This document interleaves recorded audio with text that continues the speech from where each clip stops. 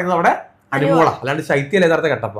ഒന്ന് ആലോചിച്ച് നോക്കണം, അനുമോൾ ഇവിടെ കളിച്ചത് വേറൊരു പെങ്കൊച്ചിന്റെ ലൈഫ് വെച്ചിട്ടാ. അതിനകത്ത് അപ്പാനി ചരത്തിനെടുത്ത് അപ്പാനിനെയും ബാധിച്ചിട്ടുണ്ട്. അപ്പാനിയുടെയും ബിൻസിയുടെയും ലൈഫ് വെച്ചിട്ടാണ് അനുമോൾ അവിടെ കളിച്ചത്.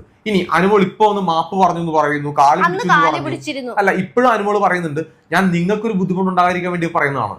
വെറും ചെറ്റത്തരം, ആ പറഞ്ഞ ചെറ്റത്തരം. കാരണം അനുമോൾ ഇത് ബിൻസി എടുത്ത് പേഴ്സണലായിട്ട് പോയി പറയുമ്പോഴത്തേക്ക് അനുമോൾക്ക് അറിയാൻ പോയി ഇത് ബിഗ് ബോസ് ആണെന്ന്, മൈക്ക് കിടപ്പുണ്ടെന്നും ഇത് എയർ ചെയ്യുന്നും ഇത് പുറത്ത് ആൾക്കാർ വേണ്ടാത്ത രീതിയിൽ വ്യാഖ്യാനിക്കുന്ന അനുമോൾക്ക് നന്നായിട്ട് അറിയാം. അനുമോൾ അത്ര പൊട്ടിയൊന്നുമല്ല, 30 വയസ്സ് കഴിഞ്ഞ ഒരു തള്ളച്ച് തന്നെയാണ് അനുമോള്.